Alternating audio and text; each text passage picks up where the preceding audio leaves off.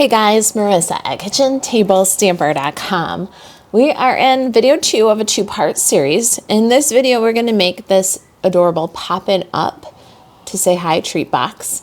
It is the perfect size for one of these umbrella bubble wands. I don't know, I couldn't help myself. You know, umbrella, popping up, April showers, bring May flowers, popping up spring. I don't know. I hope that you get the reference here. I love these little bubble wands, and we're going to make the cutest little box. If you missed the first video in the series, then you missed the coordinating card. Go check that out. If you click the link in the description below that says project details, click here. It'll take you to the blog post where both of these projects live, and you can download a free printable PDF for these projects.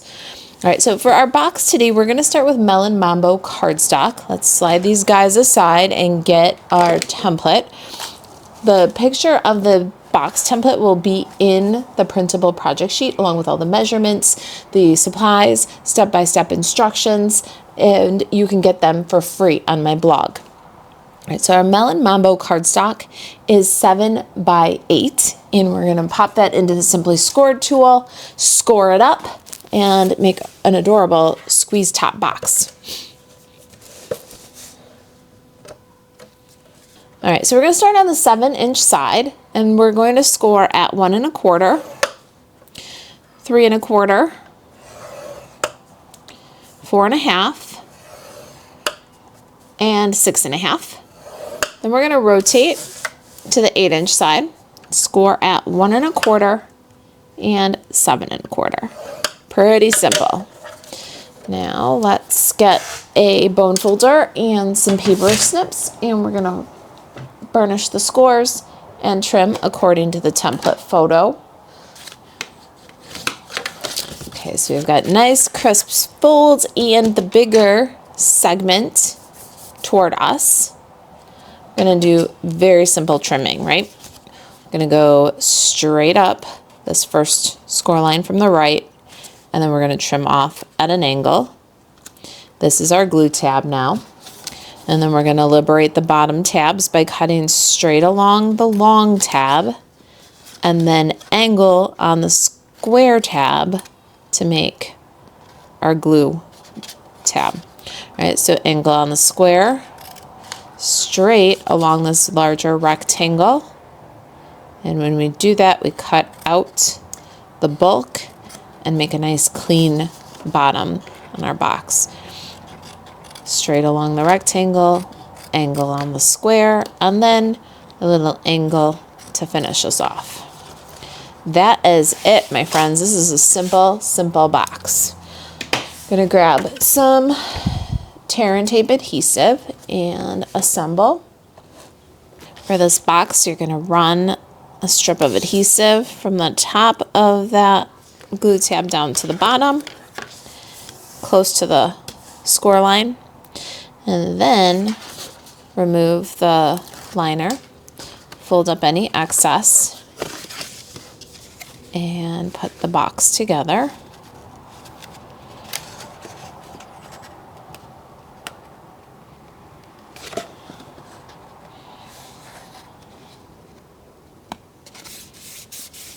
And burnish.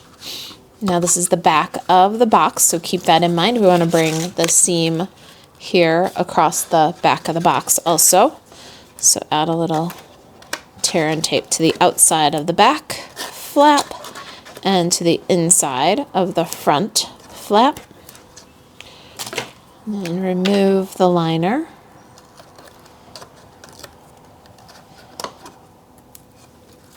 And then square up and close your box. Burnish. You can do something like take your pick tool here and kind of burnish the bottom. All right, then we're going to do a little pinch top gusset to close. So go ahead and pinch in the sides of the box. And let's add the Designer Series paper to the front. This is Bloom Impressions Designer Series paper. It is retired, but you might have some in your collection. I do. If you got our spring break craft crate, one of the very limited number we produced. Don't worry, your designer series paper is included in the kit, so no need to worry about how to get the retired one. And hopefully, if you purchased this designer series paper, maybe this inspires you to go get it and make a box. All right, we're gonna adhere the two patterns, overlapping, equal top, bottom, right and left borders. Looks great. Let's set that aside to dry while we stamp our greeting. Greeting is crumb cake cardstock, and we die cut that using the Countryside Corners dies. It's this small little rectangle with the clip corner. If you're looking to substitute it, it's about 3/4 by 2 3/8. I'm using Early Espresso ink and the sentiment from the terrific Toadstools stamp set. Let's get a Stampin' Pierce mat and apply our greeting. I love the shades of neutral brown here. I really think it gives it kind of an earthy, grounded feeling. We're going to combine that with some linen thread in just a minute to really pull in that nice neutral accent. All right, let's get that out of there. And while that dries, let's go ahead and take a look at our flowers. I've assembled some ahead, Magic of Television style here.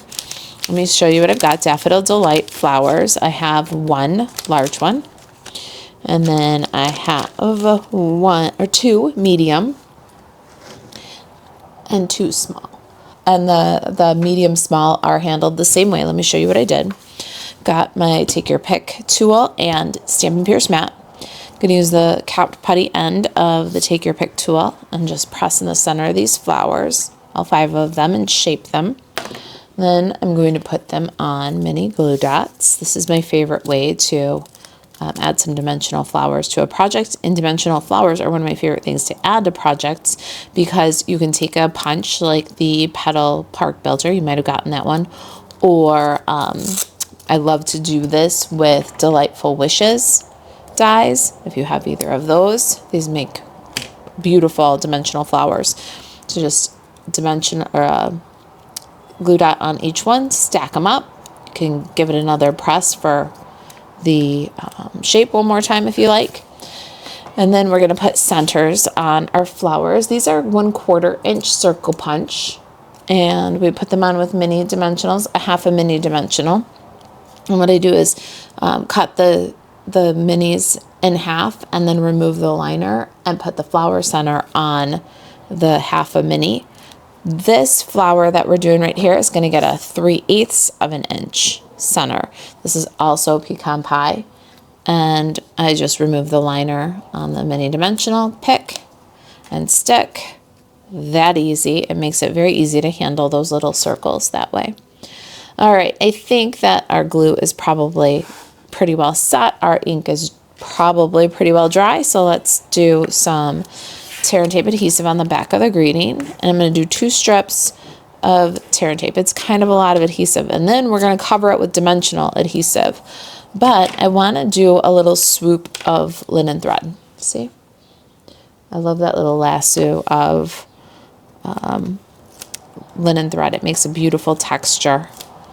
And so we're going to take about 13 inches of linen thread, and we're going to take one end and tack it into the adhesive about on the center of the label there, because we want to keep all of our loops to the right of the label because it will balance the flowers and leave us room to tuck the greeting behind the leaf over here, kind of on the left side.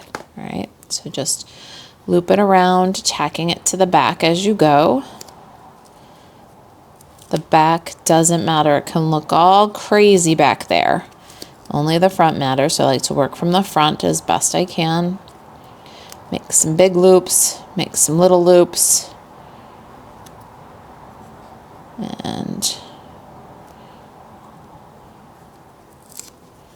but just try to keep most of them to the right.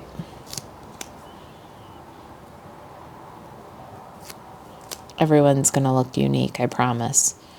And then tack the end in. If it's long and hanging, you can trim it, or you can put it to the side on the back, whatever works. See, it doesn't look nearly as pretty on the back side, but that's okay. I'm gonna grab some Stampin' Dimensionals now. I love the minis because they have this nice big wide border, and I am going to take a chunk of that wide border and put it right over to further secure this linen thread. And then we can grab our leaf. This leaf is Shy Shamrock. Isn't it beautiful? And I die cut that using, it was an online exclusive, Petals of Beauty dies. All right, for this one, I'm going to go ahead and adhere the leaf and the greeting at the same time. So I'll kind of place my leaf where I want it to sit on the box. I need this top leaf all the way to the left, so I have room for 2 flowers. And then once I've got it about where I want it, and then top to bottom, I want it a little bit lower, then I'm just going to sandwich it right behind the greeting. Then I'll take a mini Stampin' Dimensional or 2 and pop them on the back of the leaves just to further secure those leaves.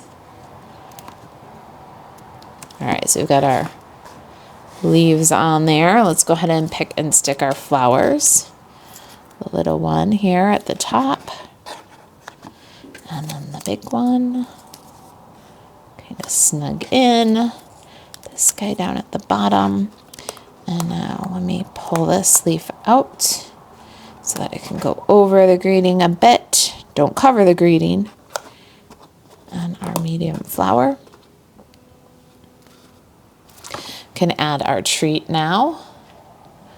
One of these fun bubble wands. I have one of these in each of your craft crates. If you got one of our limited spring break craft crates. Let's use about 16 inches of white ribbon to secure this.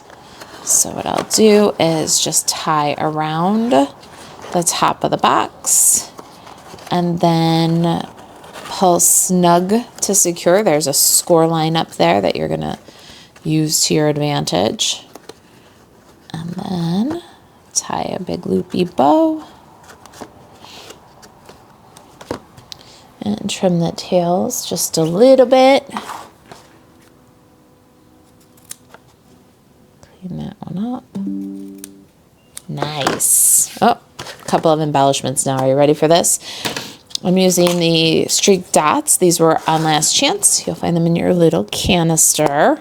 Not giving away any secrets because there's lots of fun surprises in the spring break craft crate. I wish I could show you, but it would be a spoiler.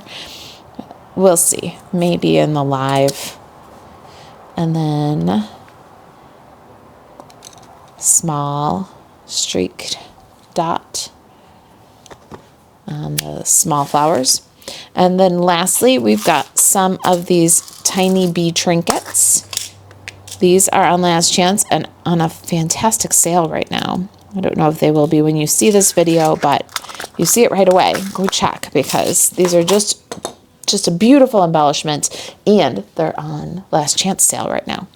All right, the best way to add these, I think, is one of these tiny little fine tip squeeze bottles. It's still multi-purpose liquid glue. I just put it into the bottle, but it gives us such great control to add 2 tiny dots where the bees are going to live, and then take your pick tool, putty end, and pick end separated. If you want to, you can put the cap back on the spatula end, and then it's got a little handle. Great to use. Lift up the bee with the take your pick tool, the putty end, and then you'll drop the bee right into the glue and use the pick end to situate and remove the bee from the putty. See how easy that is? Super easy. Give it a minute to dry, and there are your beautiful bees popping up to say hi. Get it? Poppin', bubbles, pop up your umbrella. April showers make May flowers pop up. I hope you like it. Check out the matching card video. Again, if you click on the link in the description below that says project details, click here.